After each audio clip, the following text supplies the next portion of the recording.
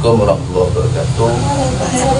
Berdirinya Jamiah Nahdlatul Ulama yang sampai saat ini sudah 100 tahun atau 1 abad, itu organisasi terbesar di dunia, bukan hanya terbesar di Indonesia, itu tidak terbelakang oleh beberapa faktor. Berdirinya Jamiah Nahdlatul Ulama atau yang kemudian dikenal dengan NU, ya, itu bertepatan dengan 31 Januari 1926 atau Hijriah 16 Rajab 1344. Sekarang sudah sampai 100 tahun. Ini dilatar belakangi oleh beberapa faktor. Yang pertama, masalah keagamaan. Yang kedua, masalah kenegaraan.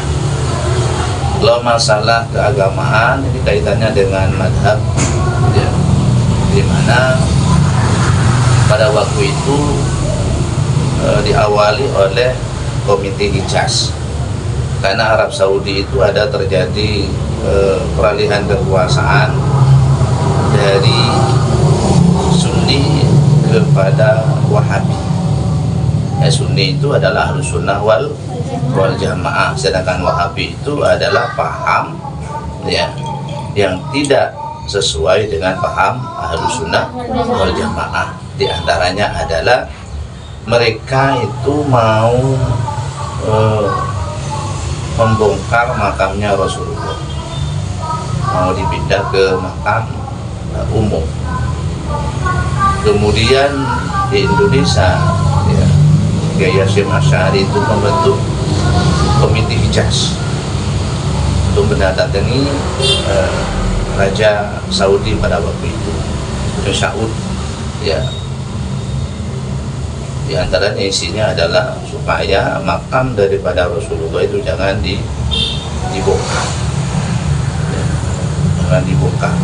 Yang kedua, isi daripada Hijaz itu, Komite Hijaz itu, surat yang dilayangkan oleh Kiai Hasyim Asy'ari itu supaya imam di Masjidil Haram itu bergantian. Yang berpaham Wahabi, ada juga yang berpaham Ahlus Sunnah wal Jamaah. Ya. Kemudian yang kedua, orang yang melaksanakan jamaah haji itu harus sesuai dengan paham yang mereka yakini. Jadi tidak dipaksa memakai paham Wahabi, tetapi yang hanya direstui, ya, oleh Raja Saudi waktu itu, Ibnu Saud, ya, kebebasan dalam bermadhab. Makanya sampai sekarang orang yang naik haji itu sesuai dengan paham yang mereka pakai. Kalau madhab Syafi'i pakai madhab Syafi'i, tidak memakai madhab Wahabi, ya. Kemudian yang kedua itu adalah makam Rasulullah. Itu yang kita dibuka sampai sekarang. Kemudian yang kedua itu adalah masalah kenegaraan, ya, termasuk adalah bangsa Indonesia waktu itu dijajah oleh Belanda, ya, dan pesantren waktu itu menginginkan bahwa, ya, orang-orang Islam itu harus bebas dari Belanda. Makanya sebelum terbentuk Nahdlatul Ulama, ya, Kiai Wahab Nasrullah membentuk semacam Nahdlatul Wathon, ya, Nahdlatul Wathon, pergerakan cinta tanah air. Kemudian setelah itu Taswirul Afkar, ya, pergerakan pemikiran. Kemudian Taswirul Tujar, masalah perdagangan. Jadi ada 3 lembaga. Ya, pertama itu adalah cinta tanah air, ya. Kemudian Nahdlatul Wathon itu kemudian pergerakan para pedagang, kemudian pergerakan masalah pemikiran, ya. Yang kemudian akhirnya berbentuk Jamiah Nahdlatul Ulama. Jadi prosesnya itu panjang hingga pada tanggal 26 ya, Januari 1926 di Surabaya berdirilah Jamiah Nahdlatul Ulama. Jadi ada dua faktor. Faktor itu adalah faktor tentang keagamaan, faktor madhab yang ada di Saudi Arabia itu ya. Yang kemudian yang ketiga itu adalah masalah kenegaraan yang ada di Indonesia. Dan itu karena bangsa Indonesia itu dijajah oleh Belanda. Itu jadi poin-poinnya seperti itu. NU itu menganut aliran apa? Aliran Ahlussunnah wal Jamaah, aliran yang dibawa oleh Rasulullah. Kemudian aliran Ahlussunnah wal Jamaah ini kemudian diteruskan oleh Wali Songo, ya, Wali Songo. Kemudian diteruskan oleh Jamiah Nahdlatul Ulama. Aliran makanya dikenal dengan Aswaja, Ahlussunnah wal Jamaah. Itu dan yang mengikuti terhadap Nabi dan para sahabat. Itu.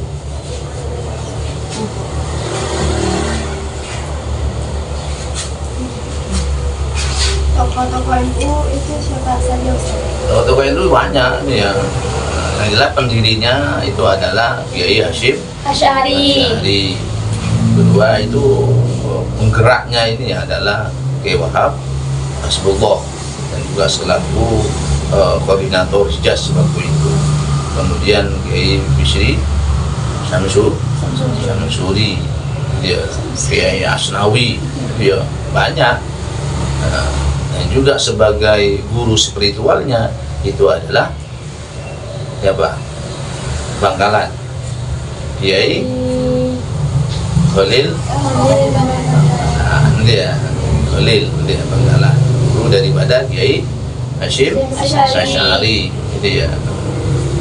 Fasilitatornya adalah Kiai Samsul Arifin, dia yang bawa tongkat, yang bawa tasbih dari Kiai Khalil Bangkalan kemudian diberikan kepada Kiai Hasyim Asy'ari. Itu sebagai bentuk bahwasanya Kiai Khalil merestui tentang berdirinya Jamiah Nahdlatul Ulama.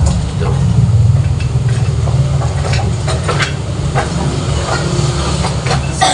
Organisasi NU mulai dari ketua PBNU. Organisasi itu banyak mulai dari PBNU, dia pengurus besar Nahdlatul Ulama. Di situ ada Rois Am, ya, Rois Am. Sekarang itu Mr. Kiai Haji Miftahul Ahya. Kemudian yang pegang fitnya itu adalah Gus ya, Stakuk, itu ya. Kemudian sekretarisnya itu adalah Syekhullah Yusuf, ya, Syekhullah Yusuf. Kemudian banyak lembaga-lembaga di bawahnya.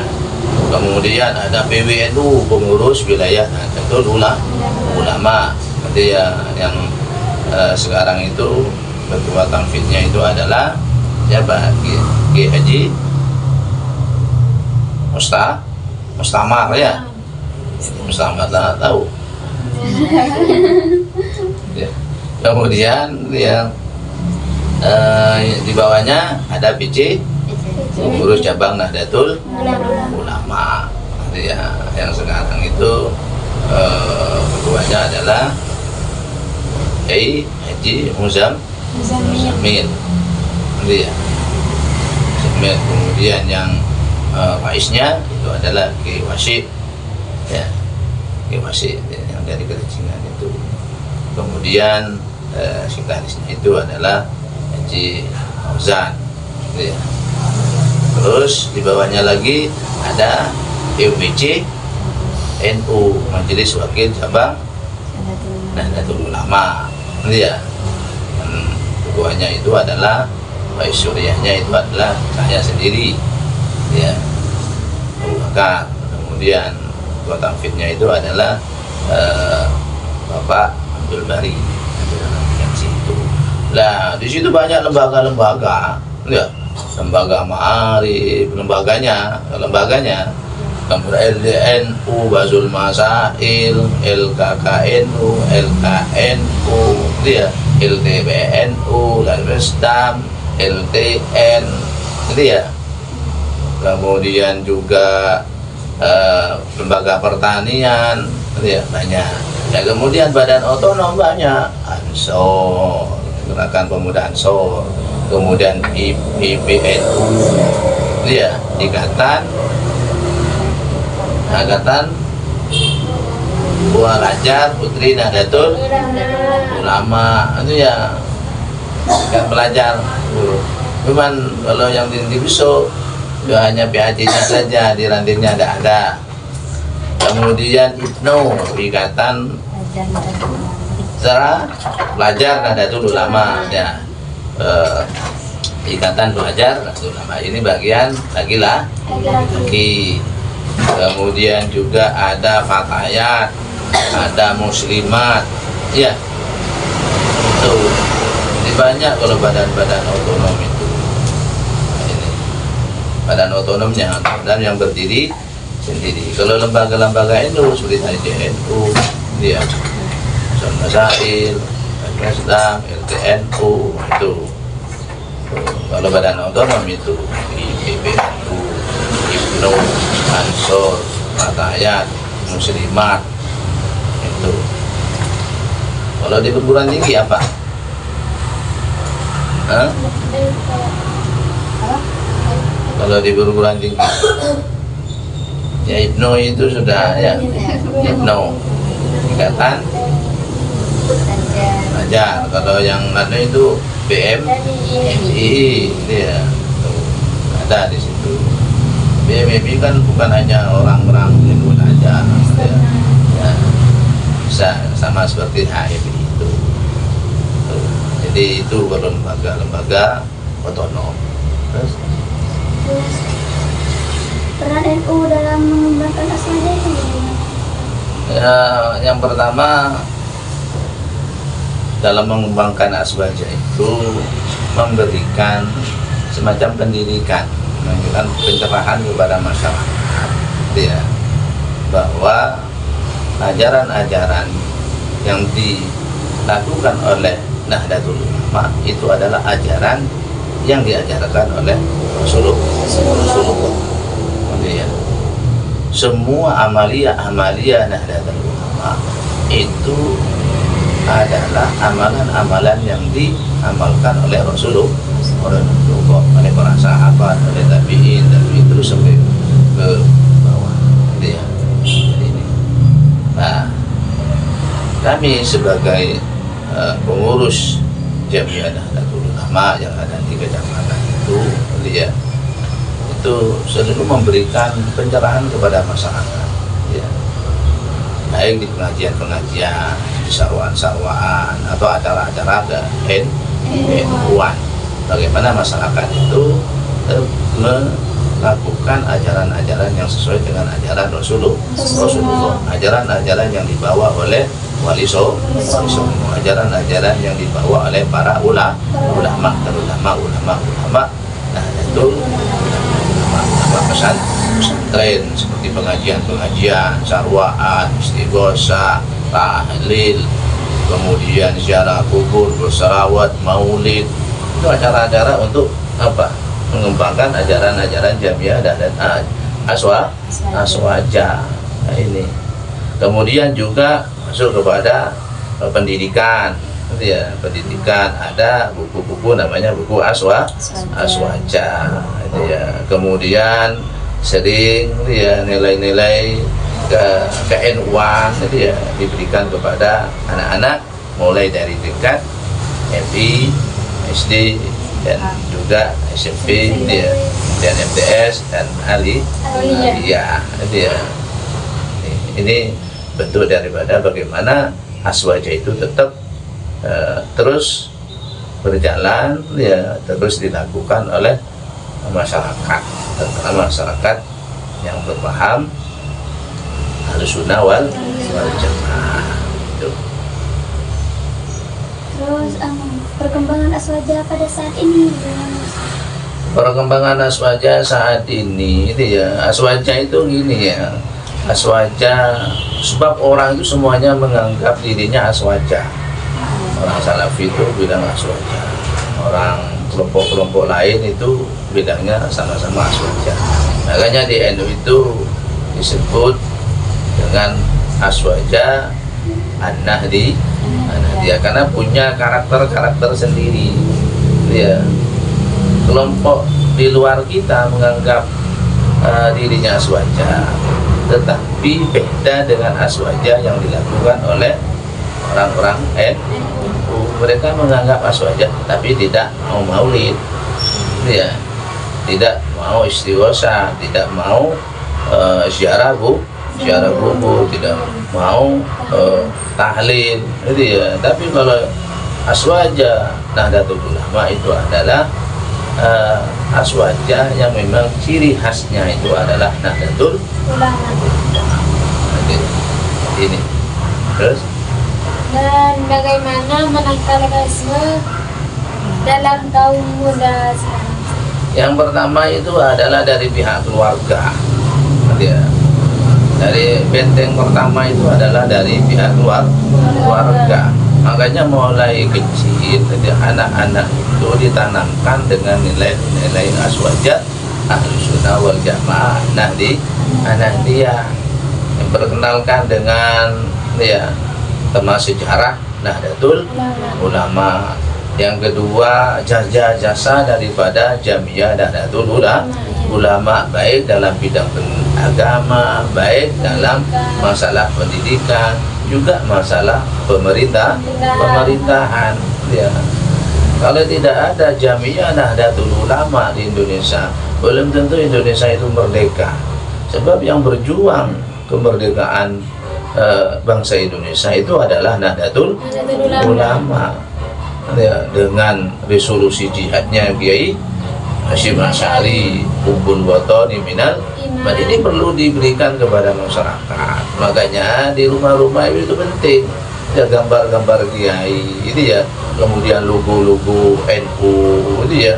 Makanya kami itu kemarin ada program memberikan buku kepada siswa, ya, buku Nahdlatul Ulama, ya. Jadi ada gambar Nahdlatul Ulama. Kami berikan ketika ada orang yang anak-anak yang wisuda, dikasihkan 2, 3 itu untuk perkenalkan. Kemudian yang kedua itu adalah sekolah. Ya, sekolah itu juga memberikan pelajaran aswaja Nahdlatul Ulama, ya.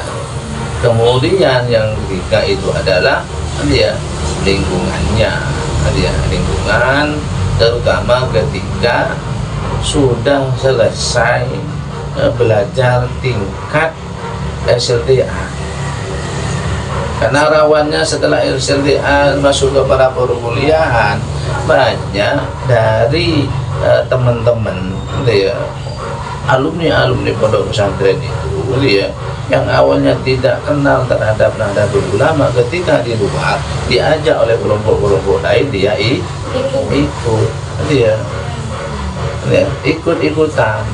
Nah, ini merupakan embrio daripada radikalis seperti mengkafirkan, bid'ahkan, menganggap pekerjaan tahlil itu tidak sesuai dengan ajaran Rasulullah, ziarah kubur itu syirik, yang kemudian mengkafirkan orang lain. Ini merupakan salah satu embrio radikalisme itu.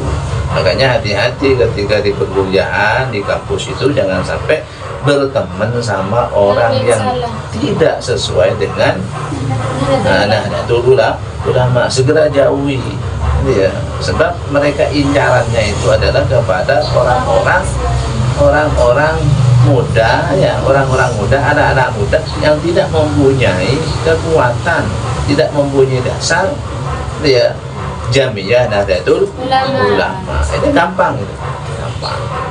Yang awalnya alumni pesantren, tapi kemudian menjadi kelompok Salafi Wahabi. Ibunya dianggap keluar dari Islam, itu ada gitu. Nah, ini ibunya tidak dihiraukan, bapaknya tidak dihiraukan, dia malah mengkafirkan, membicarakan apa yang dilakukan oleh orang tua. Itu ya. Jadi juga harus belajar, baca buku. baca buku-buku Nahdlatul terus Perkembangan ahli sunnah wal jamaah pada saat itu tuh bagaimana? perkembangan Ahlussunnah wal Jamaah tambah luas ya, tambah luas ya, karena perjuangan dari pada Nahdlatul Ulama karena ya jamaah Nahdlatul Ulama, karena di NU itu ada jamiah dan jamaah. Kalau jamiah itu adalah organisasi. Dia kalau jamaah itu adalah masyarakat atau yang dikenal dengan kultural. Ya, kultural itu adalah masyarakat yang ada di daerah itu tambah luas. Buktinya apa? Majelis tambah saat ini kan tambah banyak majelis itu, tambah banyak istighosah, tambah terus jalan. Nanti ya Maulid Nabi ya semuanya musola, masjid mengadakan, tiap rumah itu juga mengadakan, tambah ramai lagi gitu ya. Kemudian anak-anak sudah banyak hafal lagu-lagu Nahdlatul Ulama, Jalan Waton, kemudian juga Shalawat Nahdiyah, itu kan hafal anak-anak. Ya, menurut saya Ahlussunnah wal Jamaah Nahdiyah ya, itu tambah lama tambah berkembang, tambah kuat. Ini tidak lahir karena apa? Karena jasa daripada pengurus Nahdlatul Ulama, baik di pusat, wilayah, kemudian juga kabupaten dan juga kecamatan dan